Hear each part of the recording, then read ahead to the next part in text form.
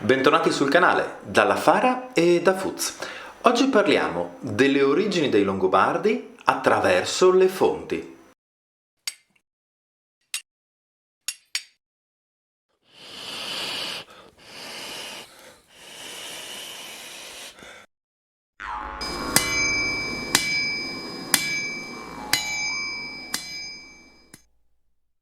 Bene, bentornati.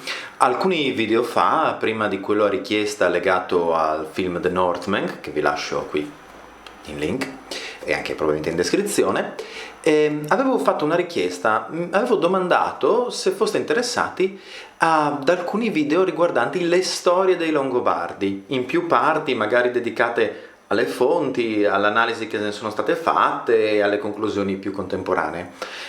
Visto che la risposta è stata molto positiva, oggi partiamo con la prima parte di questi video.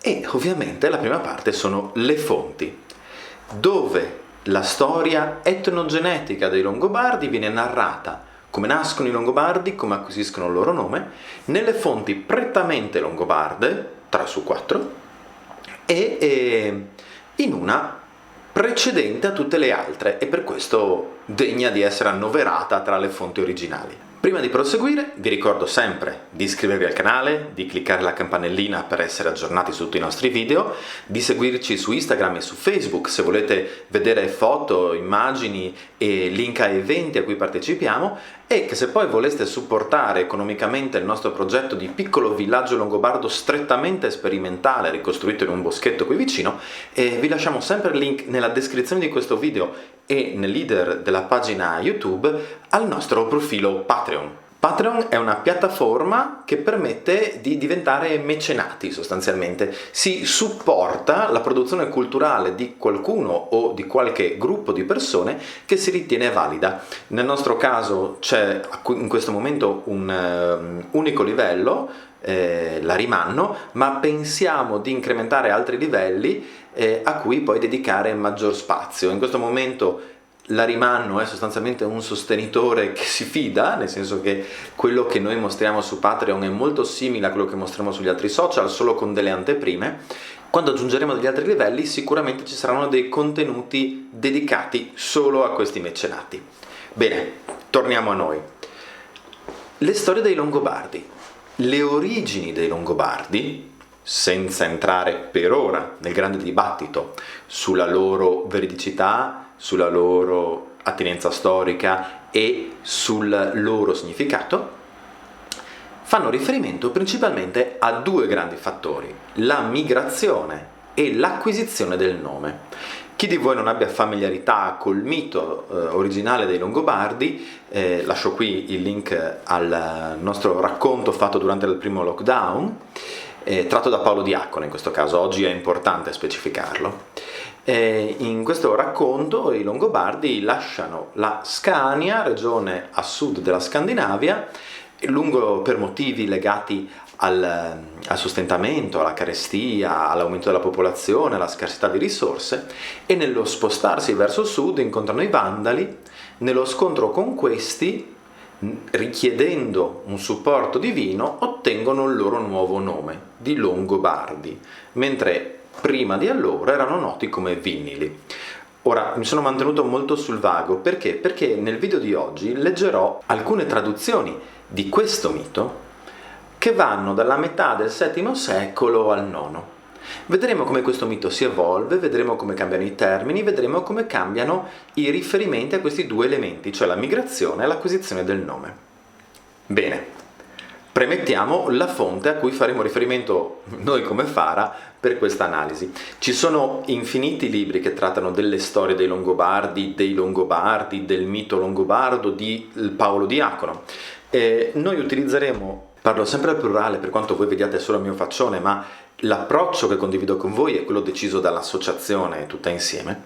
Quindi, dicevo, noi utilizzeremo come fonti di ispirazione immediate questi due testi: Le storie dei Longobardi dall'origine a Paolo Diacono di Stefano Maria Cingolani e I Longobardi e la storia di autori vari di un certo spessore, ve li lascio guardare. Oggi in realtà non prenderemo in considerazione questo tomo, concentrandoci più appunto sulle fonti specifiche.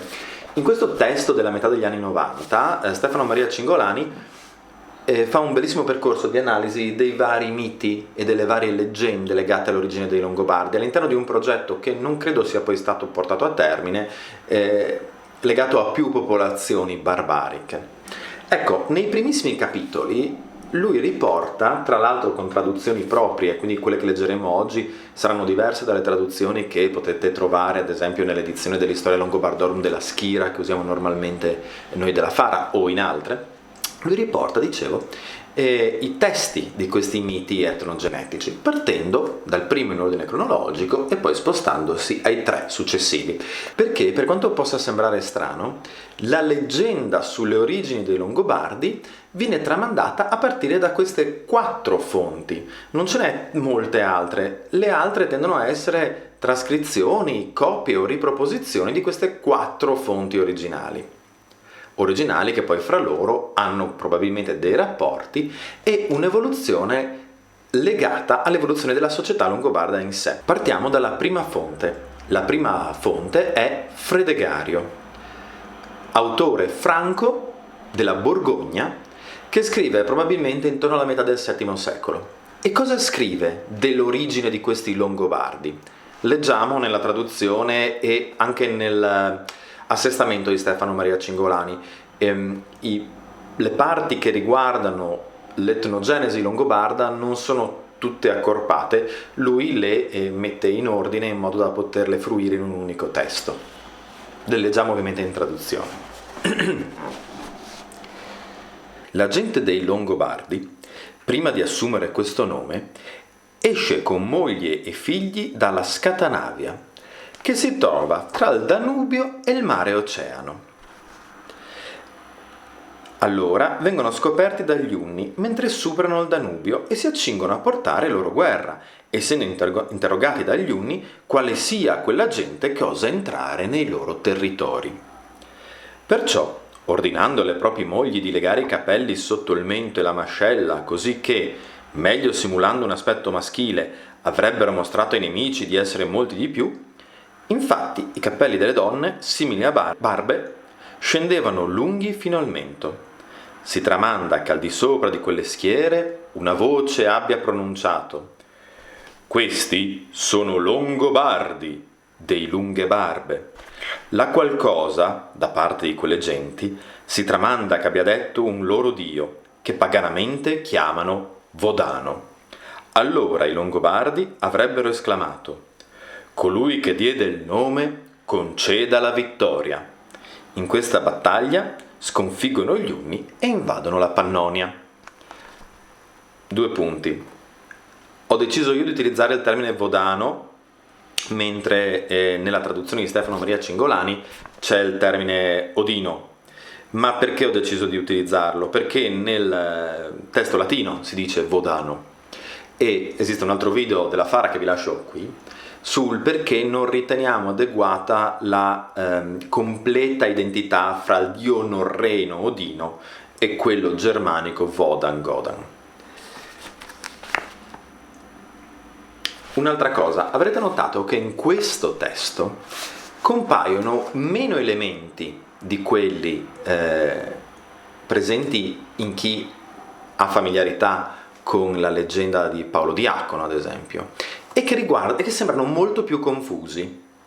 La partenza è posta in Scandinavia, ma subito dopo attraversiamo il Danubio. C'è un grosso buco geografico fra le 2 regioni. In più, i primi nemici dei Longobardi sono gli Unni e il punto di arrivo è direttamente la Pannonia, cioè il territorio che ha ospitato i Longobardi immediatamente prima dell'arrivo in Italia. Mancano poi in questa sede completamente i nomi dei condottieri che guidarono i Longobardi e, tolto Vodano, anche i riferimenti divini espliciti. Secondo la teoria di Stefano Maria Cingolani, questa versione del racconto così povera e confusa deriverebbe dalle sortite che durante il periodo dell'anarchia i duchi longobardi avevano svolto proprio nel territorio franco e anche in Borgogna. In questo contesto guerrieri e duces avevano guidato queste sortite, ma sicuramente non avevano portato con loro specialisti della memoria. Di conseguenza la narrazione che arrivava dall'altra parte nei contesti poi di convivio, di dialogo, di scambio, perché ricordiamo che gli atti guerreschi sono però spesso, soprattutto in questo periodo, anche occasioni di scambio culturale. Ecco, in questi contesti di scambio culturale la versione che veniva riportata era quella di questi duces, di questi condottieri tendenzialmente un po' anarchici, sicuramente ostili al potere regale, e che quindi raccontavano una versione un po' approssimativa e priva completamente di qualsiasi riferimento alla regalità. La seconda fonte, di poco successiva, è la cosiddetta Origo Gentis Langobardorum e viene spesso trovata come prologo alle leggi di Rotary ed è una versione già molto più elaborata di questa leggenda delle origini. Sentiamola assieme. C'è un'isola detta Scadanan, che significa Ecidi, nella regione dell'Aquilone, dove abitano nobili stirpi. Tra di esse c'era una stirpe piccola che era chiamata Vinnili. E c'era con loro una donna di nome Gambara e aveva 2 figli, uno di nome Ibor e l'altro di nome Aione. Costoro, insieme alla madre di nome Gambara, avevano il comando sui Vinnili. Si mossero quindi i duchi dei Vandali, cioè Ambri e Assi, con il loro esercito e dicevano ai Vinnili: pagateci dei tributi o preparatevi alla battaglia e battetevi con noi. Risposero allora Ibor e Aion con la loro madre Gambara: per noi è meglio prepararci alla battaglia piuttosto che pagare i tributi dei Vandali.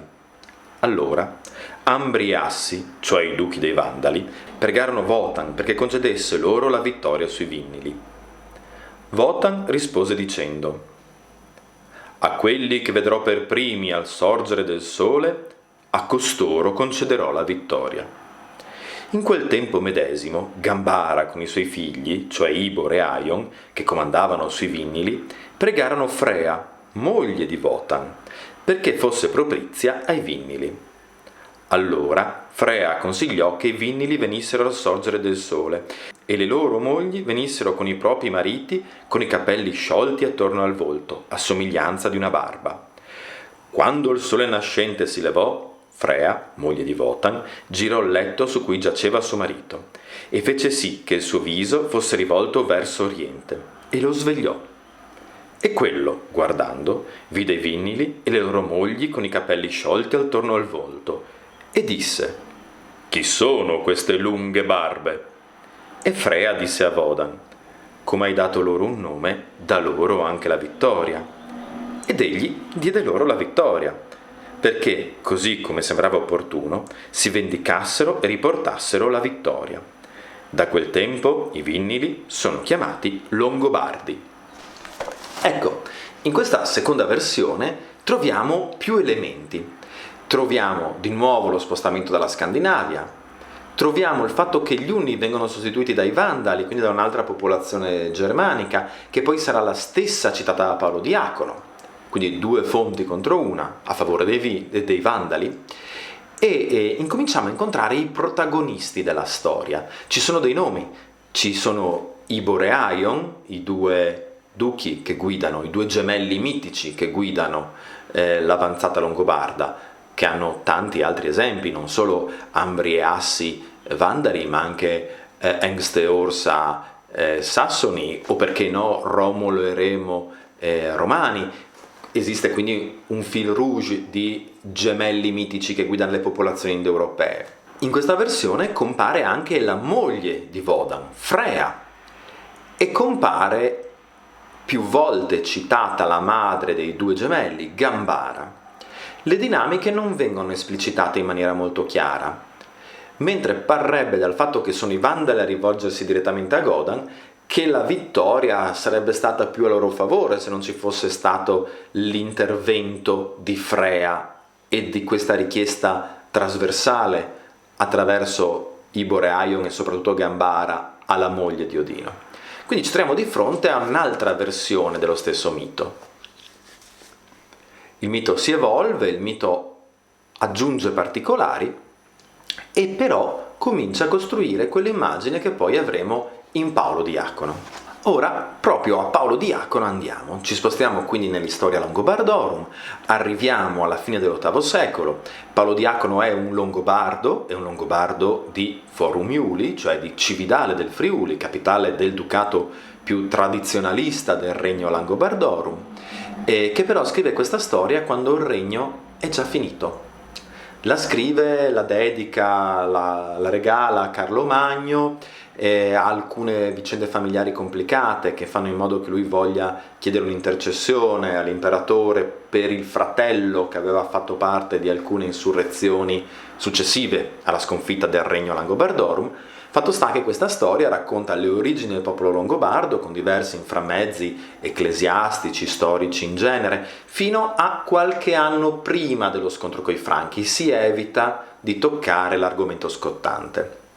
Ovviamente Paolo racconta anche l'origine della sua gente e la racconta in maniera più ricca e più esplicita di tutte le altre due fonti che abbiamo sentito, in un testo che fra i 4 che analizzeremo nel loro complesso probabilmente è l'unico che ha anche un'identità letteraria propria, non è solo una cronaca, è un'opera di letteratura. Sentiamo cosa ci dice Paolo, sempre attraverso la traduzione del nostro autore di oggi. Allo stesso modo, mosse dall'isola chiamata Scandinavia, per quanto si avanzano anche altre spiegazioni sulla sua partenza, pure il popolo dei Vinnili, cioè dei Longobardi, che regnò felicemente in Italia e che trae origine dai popoli germanici. Il gruppo così designato, ad abbandonare le terre natali ed andare in cerca di paesi stranieri, si sceglie 2 capi, Ibor e Aion, che erano fratelli nel pieno della giovinezza e più degli altri valorosi, e si mette in cammino, dicendo addio alla propria gente e alla patria, per trovare delle terre dove poter vivere e stabilirsi. Era madre di questi capi Gambara, donna tra loro forte d'ingegno e provvida di consigli, sulla cui saggezza essi facevano grande affidamento per le situazioni difficili. Usciti dalla Scandinavia, i Vinnili, con i loro capi Ibor e Aion, giunsero nella regione chiamata Scoringa, e lì si fermarono per alcuni anni. In quel tempo Ambri e Assi, capi dei Vandali, opprimevano con la guerra quei territori, e, insuperbiti dalle molte vicende, inviarono messi ai Vinnili perché pagassero tributi ai Vandali o si preparassero a combattere. Allora, Ibor e Aion, d'accordo con la madre Gambara, decisero che era meglio difendere la libertà con le armi, piuttosto che infangarla con il pagamento di tributi. Fanno quindi sapere ai Vandali che avrebbero combattuto ma non servito. Erano allora i Vinnili tutti nel fiore della giovinezza, ma pochissimi di numero, dal momento che erano solo la terza parte della popolazione di un'unica isola e non particolarmente grande. Racconta a questo punto la tradizione una favola ridicola. Cioè che i Vandali, recatisi da Godan, gli avrebbero chiesto la vittoria sui Vinnili. Egli avrebbe risposto che avrebbe dato la vittoria a quelli che per primi avesse visto al sorgere del sole. Si dice che allora Gambara andasse da Frea, la moglie di Godan, chiedendo la vittoria per i Vinnili.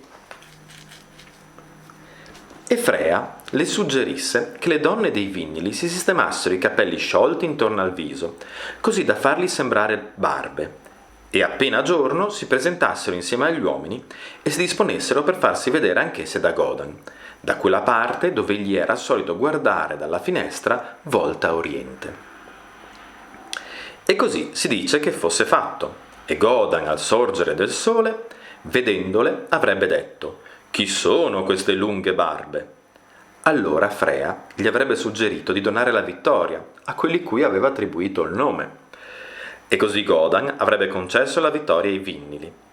Queste sono cose degne di riso e prive di qualsiasi valore. La vittoria non è La vittoria non è stata infatti assegnata al potere dagli uomini, ma al contrario è stata amministrata dal cielo. È certo però che i Longobardi, che prima detti Vinnili, furono chiamati così in un secondo tempo per la lunghezza della loro barba mai toccata dal rasoio. Attaccata a battaglia con i Vandali, i Vinnili o Longobardi combatterono con tutte le forze, poiché era in gioco la gloria della libertà, e conquistarono la vittoria. Questa è la versione di Paolo Diacono, una versione molto più ricca, con molti più particolari, i nomi sono molto presenti, rimane l'espediente della barba, rimane la questione della migrazione. In questo piccolo passaggio che ho estratto non viene fatto presente come Paolo Diacono ponga nella questione della migrazione un'attenzione che gli altri testi non pongono. Paolo racconta di come il nord sia terra meravigliosa, adatta al proliferare delle genti, ma con poche risorse, e che questa scarsità di risorse spinga i Longobardi, all'epoca Vinnili, ad abbandonare l'isola. Quindi la migrazione e l'acquisizione del nome vengono slegati nell'atto. Prima si migra e poi lungo la migrazione, addirittura in una seconda tappa in cui i Longobardi si fermano alla Scoringa, c'è lo scontro con i Vandali e l'acquisizione del nome, quindi una doppia etnogenesi. Nasce la gens Langobardorum dalla migrazione e dallo scontro attraverso l'intercessione divina. L'ultima fonte che andremo a leggere è una fonte più tarda, una fonte di IX secolo, chiamata Historia Langobardorum Codicis Gotani. Andiamo subito a leggerla e, finita questa ultima fonte, analizziamo alcuni aspetti comuni fra questi testi. Gli antichi antenati dei Longobardi asseriscono che per mezzo di Gambara, loro antenata, a causa di ciò l'esodo o la partenza, o piuttosto il giudizio finale loro ebbe luogo, i loro antenati, essendo fra gli allontanati, fuoriuscirono in numero ridotto, progenie sanguinata e fiera e priva di leggi. Così la suddetta Gambara, partita con loro, asseriva, non profetizzando perché non era capace, ma parlando quale pitonessa, sinonimo di Sibilla, perché loro partivano a causa della volontà divina, in modo che dal rovo nascesse la rosa, non sapendo come, se non che divinando percepiva. Si racconta che partirono mossi non dal bisogno o dalla durezza dell'animo o dalla pressione dei congiunti, ma dall'eccelso per conseguire la salvezza.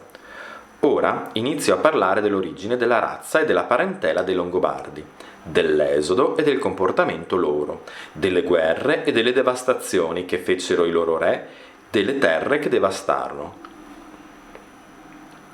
Vindilico è chiamato un fiume posto agli estremi confini della Gallia. Lungo quel fiume erano le loro prime sedi e proprietà. Da principio Vinnili era il loro nome e anche la stirpe, giacché, come dice Girolamo, in seguito, stando all'opinione comune, mutarono il nome in Longobardi, a causa della barba lunga e mai tagliata. Qui, dove il sopradetto fiume Ligurio inonda i canali del fiume Elba, il nome fu stabilito. Dopo che i Longobardi, come detto sopra, mossero dalle sponde, inizialmente posero le nuove abitazioni sulle sponde del fiume Elba di Scandinavia. In seguito giungono combattendo nella patria dei Sassoni, in una regione chiamata Paderborn, dove, come dicono i nostri antichi progenitori, abitarono a lungo e a molte terre apportarono guerre e rovine.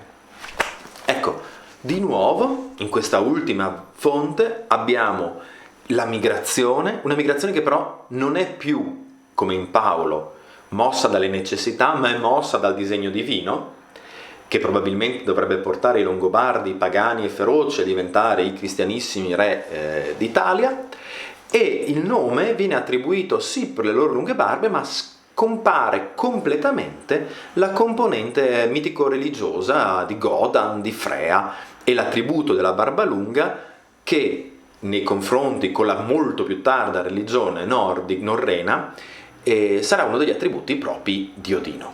Chi ha analizzato queste storie ha cercato di trovarvi i punti di contatto e i punti di distacco. Ora, è piuttosto palese vedere come sia la prima che l'ultima delle fonti abbiano un'idea della geografia in cui la migrazione si svolge molto confusa, come se non fosse l'aspetto fondamentale. La migrazione c'è, ma il movimento non è particolarmente importante. Nell'ultima fonte, Historia Langobardorum Codicis Gothani, troviamo addirittura la Gallia con un fiume che la separa dalla Scandinavia. Nella prima vediamo una migrazione che porta immediatamente dal nord Europa alla Pannonia, quindi comprimendo, contraendo particolarmente gli spazi. Quello che rimane palese è che tutte queste narrazioni condividono il movimento migratorio, che è sempre un movimento da nord verso sud, a prescindere poi dalle traiettorie e dagli spazi coperti, e il cambiamento del nome. 3 delle 4 fonti riportano anche la presenza di Godan. Le 2 più ricche aggiungono il nome dei 2 condottieri Iboreaion e della madre Gambara e dell'intercessione di Frea, la moglie di Godan. Chi ha provato ad analizzare queste figure ha trovato che, al di là della coppia di gemelli di cui abbiamo già accennato prima, la presenza di Frea e di Gambara possa essere incasellata attraverso 2 ipotesi ricostruttive. La prima, quella diciamo più datata, è quella che vorrebbe vedere nella presenza femminile tanto della divinità quanto della sibilla Gambara un residuo di una religiosità precedente a quella fortemente patriarcale e guerresca tipica del periodo delle migrazioni, e che, utilizzando una terminologia che viene proprio dalla religione norrena, viene definita vanica. Nel mondo nordico esistono 2 grandi famiglie di divinità, gli Asi e i Vani. Gli Asi sono divinità più celesti, più legate al mondo guerriero, mentre i Vani sono più legati alla fertilità. Ecco, in questa lettura la presenza di Frea e di Gambara indicherebbero un'antichità del mito originale, e addirittura andrebbero a descrivere un momento di passaggio fra un culto vanico della fertilità verso uno asico della guerra. In realtà negli ultimi anni questa lettura è stata messa piuttosto in dubbio, senza prendere in considerazione le letture più estreme che poi affronteremo nei prossimi video, quelle che dicono che i Longobardi non sono mai esistiti, che sono nati in Pannonia e che sono il più grande frutto dell'impero romano.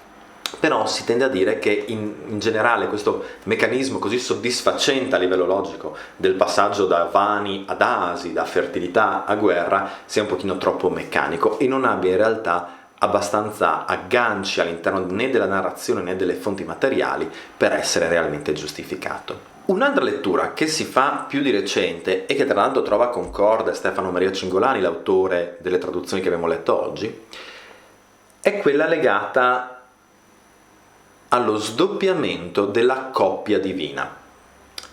Noi appunto abbiamo Godan e abbiamo Frea, ma in realtà nel mondo norreno, quindi molto più tardo e molto più lontano a livello geografico, motivo per cui ribadisco, noi non amiamo chi considera Godan e Wodan la stessa divinità di Odino, ma un'evoluzione degli archetipi di una stessa divinità. Ecco, dicevamo, Odino ha come sposa Frigga, mentre Odr, una divinità più oscura, non più oscura per questioni misteriose o mistiche, ma semplicemente perché le fonti sono pochissime, ha come sposa Freya. Ora, a livello di nomenclatura, di antroponomia di queste divinità, è chiaro che paiono 2 coppie speculari, Odino e Frigga, Odr e Freya. In questa lettura, che invece di prendere in considerazione un movimento di evoluzione religioso dal fertile al guerriero, vede in realtà un'evoluzione interna al mondo della religiosità germanica, la religiosità dei Longobardi, che traspare da queste fonti diciamo originali, per quanto molto più tarde, scritte molto dopo il periodo delle migrazioni, lascerebbe intendere che questi riferimenti religiosi siano riferimenti a una fase arcaica della religione germanica in genere, e che quindi in quel momento, nel momento in cui questi racconti cominciano a cristallizzarsi per essere poi narrati oralmente, pur con tutte le differenze che abbiamo già visto. Se le racconta queste storie un professionista della memoria porterà con sé i nomi, se le racconta qualcuno che magari tiene conto del doverlo fare per una casa regnante, tenerà ben conto della dinastia. Se lo fa qualcuno che lo fa solo come guerriero e in quanto appartenente a un popolo, dimenticherà i nomi e il concetto di regalità. Ecco, pur tenendo conto di queste differenze legate all'obiettivo con cui si raccontano le storie, quando queste storie cominciano a cristallizzarsi intorno a un nocciolo principale, l'ipotesi è che si fosse ancora in un periodo arcaico della religione germanica e che quindi la doppia coppia Odino-Frigga Odr-Freyja non si fosse ancora scissa e sia il motivo per cui noi abbiamo Godan, Freya, che paiono condividere aspetti dei loro omologhi. Godan sembra avere principalmente degli aspetti odinici, ma è legato a Freya, che linguisticamente è più vicino a Freya, mentre questa Freya che guarda le donne sembra condividere alcuni aspetti tanto di Frigga, la sposa di Odino, quanto di Freya, che sì, è una divinità vanica, ma molto guerresca, meno legata alla fertilità in senso stretto. Quindi ecco, in questa seconda lettura, molto interessante e più innovativa rispetto alla vecchia lettura che suddivideva l'evoluzione della religiosità longobarda in asica e vanica, pare scorgere un momento preciso nella storia delle religioni germaniche in cui le due coppie dovevano ancora separarsi e quindi gli attributi delle due divinità erano ancora concentrati in una maschile e in una femminile. Ho accennato che la presenza di nomi, la presenza di attenzione al fatto di essere duchi, di essere guide in alcuni di questi testi, mentre la loro assenza in altri, e quindi la comparsa o la scomparsa di Ibor e Aion, di Gambara, potrebbero essere legate al fatto che queste storie venissero raccontate in un contesto di corte regale o meno. I miti di origine di un popolo, raccontati alla corte del re di quel popolo, dovevano tenere conto della lunga dinastia che avrebbe portato fra un salto e l'altro fino all'attuale re che ascoltava quelle storie. Le storie di un popolo legate solo al popolo, senza il bisogno di assecondare la ricerca di legittimità di un re, non avrebbero tenuto conto invece dei nomi e delle dinastie e del ruolo dei condottieri. Questa è l'ipotesi che fa Stefano Maria Cingolani nello spiegare come mai in alcune di queste fonti sia molto presente il nome, ripetuto più volte, di Ibor, Aion e Gambara, mentre in altri sia completamente assente. Volendo quindi riassumere, queste 4 fonti ci forniscono un mito comune, c'è una migrazione e c'è l'acquisizione di un nome nuovo che è legato alle lunghe barbe.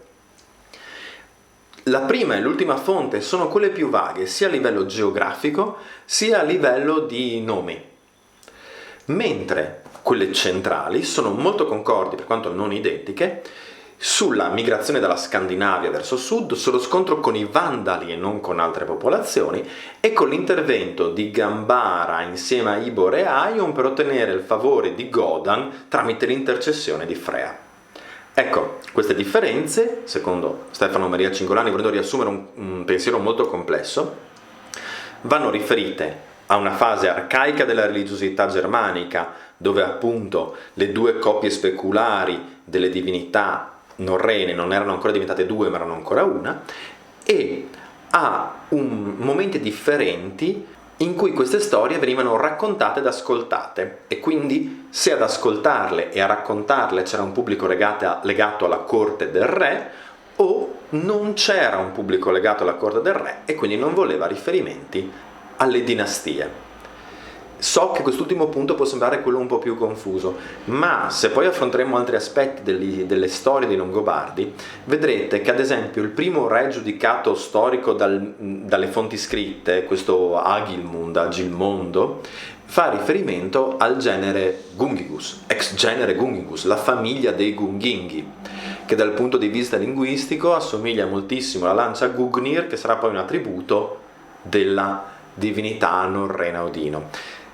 Sono veramente collegamenti sottilissimi, fatti di pochi indizi, ma che lasciano appunto intuire come questi collegamenti vengano rafforzati nelle narrazioni solo se servono a uno scopo politico. Quindi se sei un re, vuoi che la storia della tua gente racconti di re importanti da cui tu puoi dire di discendere o essere vagamente imparentato, se invece sei un condottiero, un duca, che nulla vuole a che fare con la corte regia, a te importa solamente che si sappia come si chiama la tua gente, da dove viene, non gli ti importa di dinastia. È un video questo diverso dal solito, è piuttosto complesso, è molto pregno e sicuramente più lungo. Fateci sapere le vostre opinioni nei commenti. È importante capire, per me che li faccio in prima persona, come aggiustare il tiro in base alle vostre necessità e alle vostre curiosità. Per oggi è tutto e bandi!